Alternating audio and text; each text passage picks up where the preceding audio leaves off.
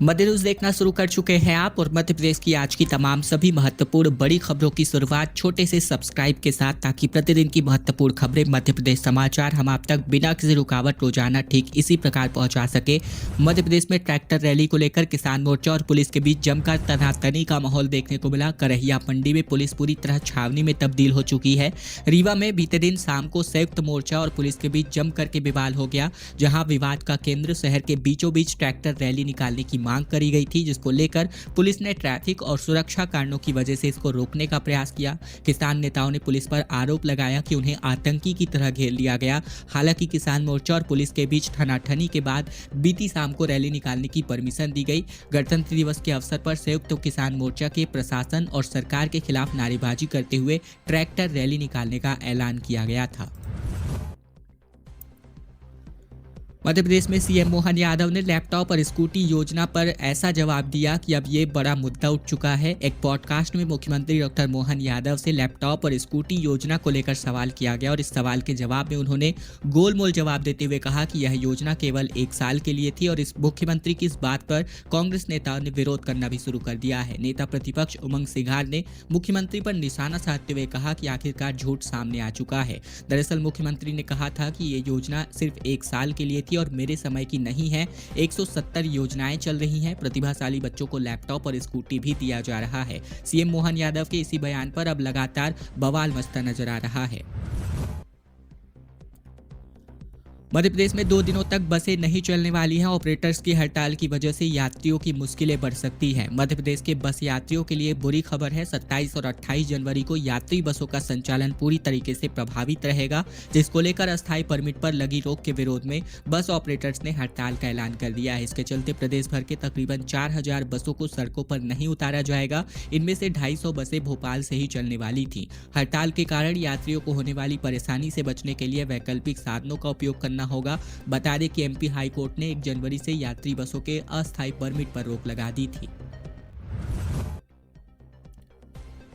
मध्य प्रदेश के 23 जिलों को भारी पड़ेगा पश्चिमी विक्षोभ, क्योंकि मेघ गर्जन और ओलावृष्टि को लेकर के मौसम विज्ञान विभाग ने अलर्ट जारी किया है। 29 जनवरी से प्रदेश में एक बार फिर से नया पश्चिमी विक्षोभ सक्रिय हो सकता है, जिसके चलते प्रदेश के भोपाल, इंदौर, छिंदवाड़ा, सीहोर, पन्ना, राजगढ़, सिंगरौली और साथ ही बात करें रीवा, शहडोल, सागर, नर्मदापुरम और ग्वालियर संभाग में बारिश की संभावना बनी हुई है। इसके अलावा बात करें तो 19 जनवरी को नया पश्चिमी विक्षोभ आने के बाद से सर्दी में थोड़ी सी कमी हालांकि जरूर आएगी। 1 से लेकर 4 फरवरी के बीच शहर के समेत अंचल में बूंदाबांदी की संभावना है और इसको लेकर तापमान में इसके बाद बढ़ोतरी के आसार धीरे धीरे करके होने वाले हैं।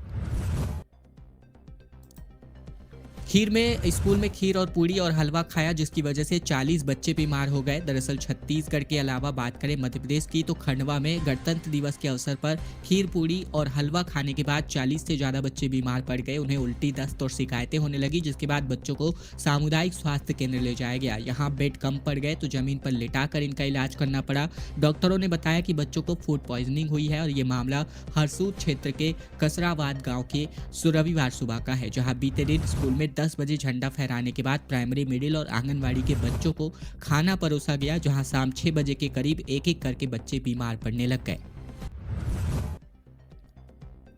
मध्य प्रदेश को बड़ी सौगात, जहां नए एयरपोर्ट समेत 7 अन्य जगहों से अब फ्लाइट मिल सकती है। दरअसल मध्य प्रदेश में हवाई सेवाओं का विस्तार तेजी से किया जा रहा है और इसके अंतर्गत न केवल एयरपोर्ट की सुविधाएं बढ़ाई जा रही हैं, बल्कि नए एयरपोर्ट भी डेवलप किए जा रहे हैं। पिछले साल प्रदेश के ग्वालियर और जबलपुर एयरपोर्ट का नवनिर्माण किया गया और इस नए एयरपोर्ट से भी शुरू किए गए हैं।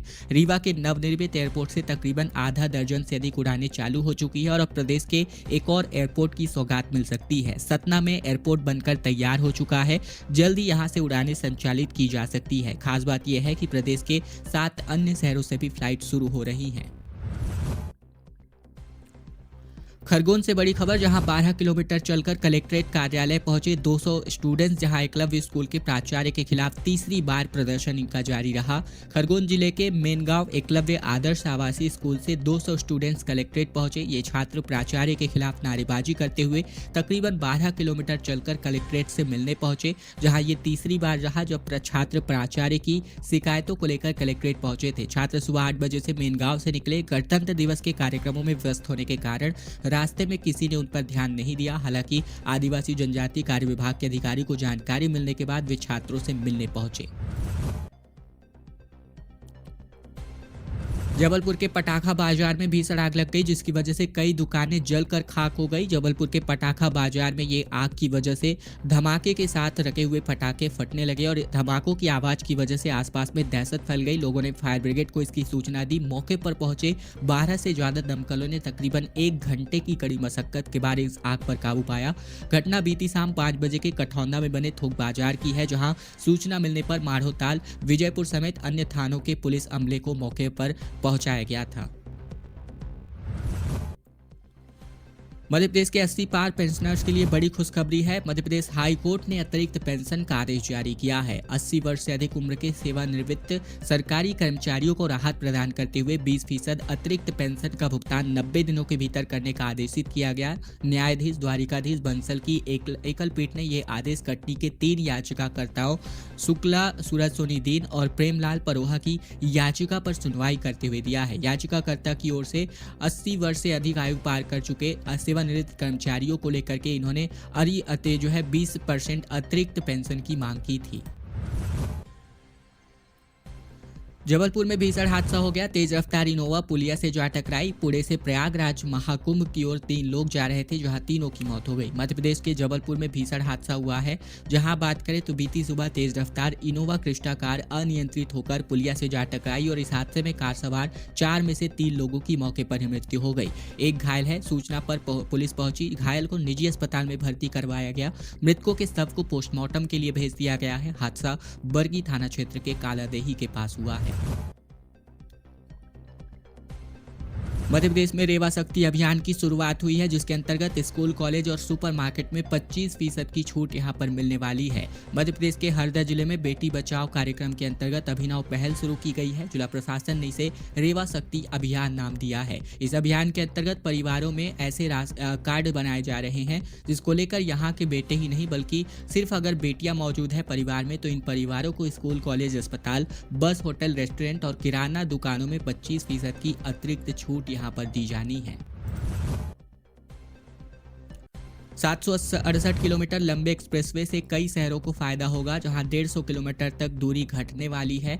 मध्य प्रदेश को इसी साल एक और बड़े एक्सप्रेसवे की सौगात मिल जाएगी और इसका फायदा सीधे तौर पर कई बड़ी शहरों को होगा। 15,000 करोड़ की लागत से बन रहे 768 किलोमीटर लंबे इंदौर हैदराबाद एक्सप्रेसवे का प्री कंस्ट्रक्शन का काम पूरा होने के बाद अब गति दिखने लगी है। पिछले दिसंबर में शुरू हुआ काम अब आकार लेने लगा है। दरियापुर के रोड पर ओवरब्रिज के निर्माण के लिए पिलर खड़े हो गए हैं, जहां नीचे से दरियापुर रोड जाएगा और इनमें से कई शहरों को इसका सीधा फायदा यहां पर होने वाला है।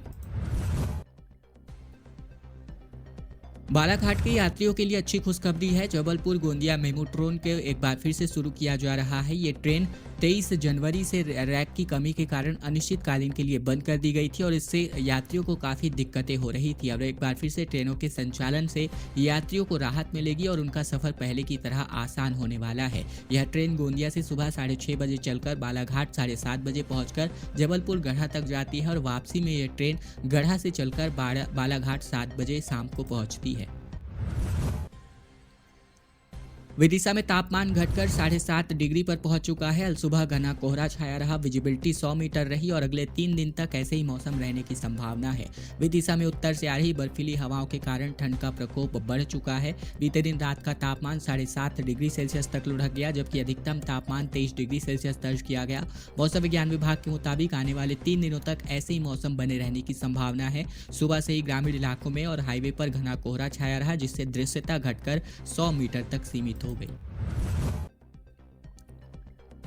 आयकर विभाग की बड़ी कार्यवाही हुई है। भाजपा के पूर्व पार्षद की 44 बेनामी संपत्ति को अटैच किया गया है। सागर में आयकर विभाग की टीम ने भाजपा से पूर्व पार्षद राजेश केसरवानी की 44 बेनामी संपत्ति अटैच कर ली है। एक माह में ये लगातार दूसरी बड़ी कार्यवाही है। इसके पहले टीम ने बंडा से भाजपा के पूर्व विधायक हरवंश सिंह राठौर के बंगले से अकूत संपत्ति जब्त की थी। आयकर ने एक बड़े पत्र के जरिए जिला पंजीयन विभाग को अटैच प्रॉपर्टी का वितरण दिया है और इसी के जानकारी खरीदी बिक्री यहाँ पर नहीं हो सकी है।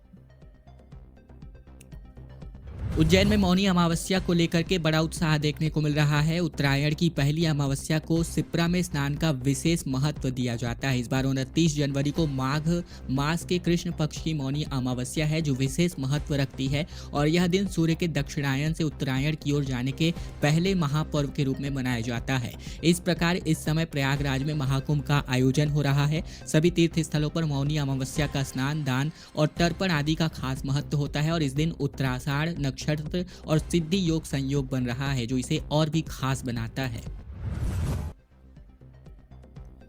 मध्य प्रदेश के मजार पर भगवा झंडा लगाने की कोशिश को लेकर के तनाव का माहौल फैलता नजर आया। बीते दिन तनाव की स्थिति उस वक्त निर्मित हो गई जब वाहन रैली के दौरान कुछ युवाओं ने एक मजार पर भगवा झंडा फहराने की कोशिश करी।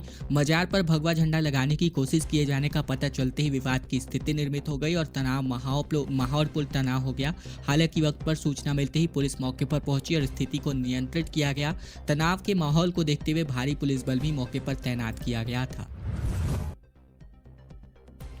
राहुल और प्रियंका की सभा से पहले ही महू पहुंचे सीएम, जहां कहा कि कुछ लोग बाबा साहेब की जन्मस्थली को पर्यटन समझ रहे। पटवारी ने कहा कि भाजपा की नीतियां संविधान के लिए खतरा है। लोकसभा में नेता प्रतिपक्ष राहुल गांधी और वायनाड से सांसद प्रियंका गांधी वाड्रा की महू में होने वाली सभा से एक दिन पहले सीएम डॉक्टर मोहन यादव यहां पहुंचे, जहां उन्होंने भीमराव अंबेडकर की जन्मस्थली पहुंचकर माल्यार्पण किया और उनके अस्थि कलश के दर्शन किए। सीएम ने बिना किसी नाम लिए कहा कि कुछ लोग बाबा साहेब की पावन जन्मस्थली को मात्र पर्यटन स्थल के रूप में देखते हैं। वे यहाँ इवेंट करने आ रहे हैं, जबकि बाबा साहेब को सच्चा सम्मान देने के लिए उनसे जुड़ी महत्वपूर्ण तिथियों पर आना चाहिए। पंधाना विधायक छाया मोरे की तबीयत बिगड़ी, जिनको आईसीयू में एडमिट किया गया। डॉक्टर ने घर पर आराम करने की सलाह दी। दरअसल गणतंत्र दिवस के कार्यक्रम में शिरकत करने पहुंची पंधाना विधायक छाया मोरे की अचानक तबीयत बिगड़ गई, जिन्हें जिला अस्पताल ले जाया गया, जहां चेकअप के बाद डॉक्टरों ने उन्हें आईसीयू वार्ड में एडमिट कर दिया। निज सहायक नितिन महाजन के मुताबिक विधायक छाया मोरे बीती सुबह कार्यक्रम के लिए रवाना हुई थी और इस दौरान उन्हें पेट दर्द की शिकायत के बाद उन्हें अस्पताल में भर्ती कराया गया। छतरपुर में 11 डिग्री सेल्सियस न्यूनतम तापमान पहुंचा। 22 डिग्री पर अधिकतम तापमान छाया हुआ है। छतरपुर में बीते दिन मौसम में उतार चढ़ाव देखने को मिला। सुबह 6 बजे तक हल्का कोहरा छाया रहा, जिसके बाद तेज धूप निकली। मौसम विज्ञान विभाग के मुताबिक न्यूनतम तापमान 11 डिग्री और अधिकतम तापमान 22 डिग्री सेल्सियस पर दर्ज किया गया। सुबह 9 बजे तापमान 13 डिग्री सेल्सियस पहुंच गया। सर्दीली हवाएं 5 किलोमीटर प्रति घंटे की रफ्तार से चल रही हैं, जिसकी वजह से हल्का घना कोहरा भी छाया रहा। मध्य प्रदेश की तमाम बड़ी खबरों का सिलसिला बस यहीं तक का था। वीडियो ठीक इसी प्रकार से रोजाना देखते रहने के लिए इस चैनल को जरूर से सब्सक्राइब कर लीजिएगा, ताकि प्रतिदिन की महत्वपूर्ण खबरें मध्य प्रदेश समाचार ठीक इसी प्रकार रोजाना हम आप तक पहुंचा सके।